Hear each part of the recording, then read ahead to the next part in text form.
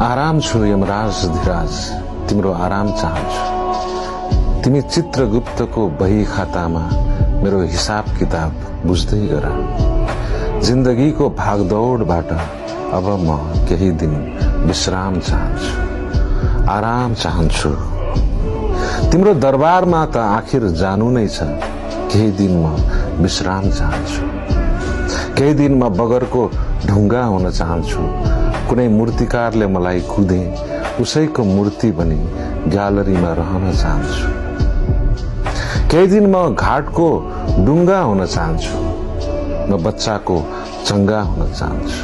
म बच्चाको चंगा हुन चाहन्छु। रहस्यको आकाश गंगा छुन चाहन्छु। आराम छु यमराज धिराज तिम्रो आराम चाहन्छु।